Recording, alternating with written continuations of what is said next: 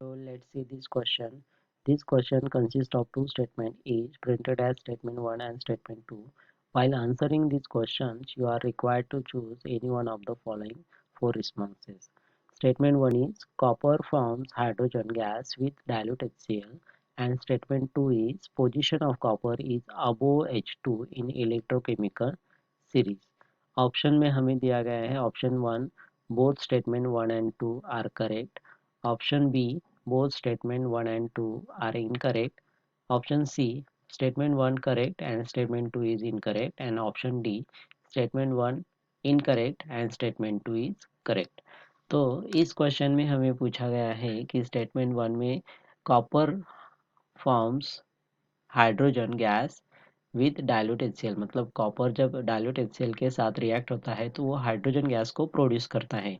And statement 2 में हमें दिया गया है द पोजीशन ऑफ कॉपर, ये हाइड्रोजन के ऊपर होती है इन इलेक्ट्रोकेमिकल सीरीज। तो ये दोनों ही स्टेटमेंट जनरली किस पर डिपेंड है, इलेक्ट्रोकेमिकल सीरीज पे।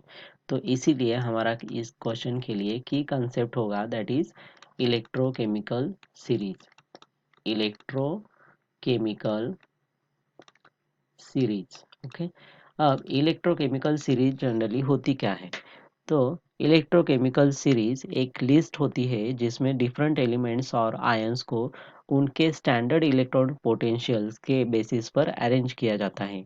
ये सीरीज असेंडिंग ऑर्डर में अरेंज की जाती है जिसमें सबसे ज़्यादा नेगेटिव पोटेंशियल लेके सबसे ज़्यादा पॉजिटिव पोटेंशियल तक के एलिमेंट्स और आयंस को लिस्ट किया जाता है। अगर हम इलेक्ट्रोकेमिकल सीरीज के एलिमेंट्स को देखें तो उनमें जनरली 3 पॉइंट्स होते हैं। First is their standard electrode potential. Standard electrode potential. अब स्टैंडर्ड इलेक्ट्रोड पोटेंशियल क्या होता है? ये वो पोटेंशियल होता है जो एक मेटल का इलेक्ट्रोड शो करता है जब वो उसके आयंस के 1 मोलर सॉल्यूशन में इमर्स होते है eight standard condition.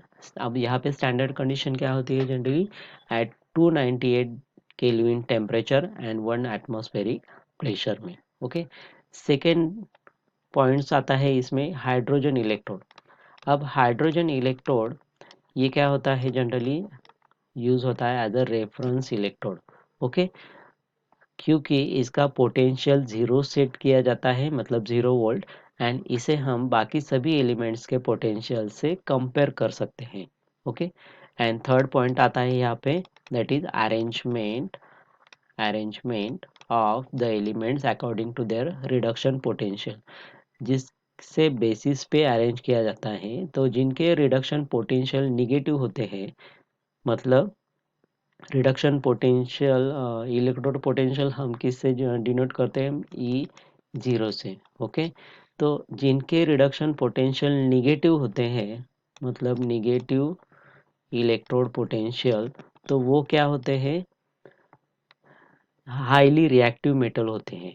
Highly reactive metal होते हैं। Okay, for example lithium, sodium etcetera. And जिनके इलेक्ट्रोड पोटेंशियल पॉजिटिव होते हैं, पॉजिटिव, तो वो क्या होते हैं? लेस रिएक्टिव होते हैं।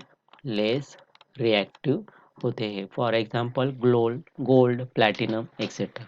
अगर हम इलेक्ट्रोकेमिकल सीरीज का इम्पोर्टेंस देखें तो इम्पोर्टेंस में क्या आता है? Generally importance of electrochemical series, तो उसमें फर्स्ट पॉइंट आता है दैट इज रिएक्टिविटी प्रिडिक्शन। तो रिएक्टिविटी इलेक्ट्रोकेमिकल के थ्रू हम प्रिडिक्ट कर सकते हैं कि कौन सा मेटल ज़्यादा रिएक्टिव है और कौन सा कम रिएक्टिव है। सेकेंड इम्पोर्टेंस है इसका that is displacement reaction. Displacement reaction, तो डिस्प्लेसमेंट रिएक्शंस में जनरली क्या होता है? ये सीरीज हमें बताती है कि कौन सा मेटल दूसरे मेटल को उसके सॉल्ट सॉल्यूशन से डिस्प्लेस कर सकता है। मतलब जो मेटल सीरीज में ऊपर होता है वो लोअर मेटल को डिस्प्लेस कर सकता है। ओके, एंड थर्ड इम्पोर्टेंस है इसका that is electrochemical cell. Electrochemical cell, अब इलेक्ट्रोकेमिकल सेल्स मतलब गैल्वेनिक सेल और इलेक्ट्रोलिसिस प्रोसेस को समझने में ये सीरीज हेल्प करती है, क्योंकि हम देख सकते हैं कि कौन सा इलेक्ट्रोड ऑक्सीडेशन करेगा एंड कौन सा इलेक्ट्रोड रिडक्शन करेगा। ओके, तो अब हमें क्वेश्चन में जो पूछा है that is copper forms hydrogen gas with dilute HCl and position of copper is above H2। तो अगर हम इसकी बात करें तो कॉपर का जो इलेक्ट्रोड पोटेंशियल है that is 0.34 volt and hydrogen का ये रेफरेंस इलेक्ट्रोड यूज होता है, तो इसका इलेक्ट्रोड पोटेंशियल क्या होगा, 0 वोल्ट। ओके, तो अगर ये रिएक्शंस हम देखें तो ये सीरीज में अगर हम वैल्यू देखें तो that means copper can not be reduce to hydrogen. Okay, क्योंकि कॉपर की पोजीशन ये इलेक्ट्रोकेमिकल सीरीज में हाइड्रोजन से नीचे होती है। ओके, मतलब हाइड्रोजन ऊपर आता है एंड कॉपर नीचे आता है, तो इसीलिए कॉपर इज लेस रिएक्टिव।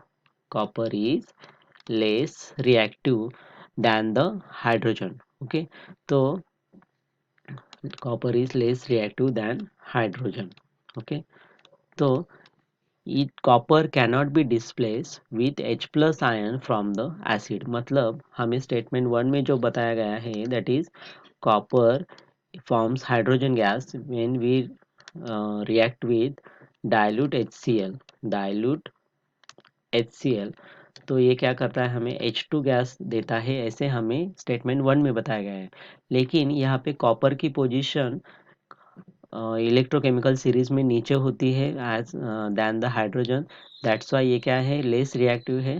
तो लेस रिएक्टिव होने की वजह से ये H प्लस आयन को डिस्प्लेस नहीं कर सकता फ्रॉम दिस एसिड। ओके, तो ये रिएक्शन क्या होगी, not occur, not occur this reaction. Okay, this reaction. अब ये रिएक्शंस ऑकर्स नहीं होती, इसीलिए हम क्या कहते हैं कि in reaction copper reduce in hydrogen that is that can not occur because copper has the high reduction potential than H। Okay, than hydrogen, that's why copper can not reduce the H plus ion from the acid. तो on the basis of this explanation अगर हम statement को देखें तो position of copper यहाँ पे क्या बताया गया है, हमें अबो बताया गया है, लेकिन इलेक्ट्रोकेमिकल सीरीज में कॉपर की पोजीशन नीचे होती है, मतलब लोअर होती है, तो ये स्टेटमेंट हमारा क्या हुआ, गलत हुआ।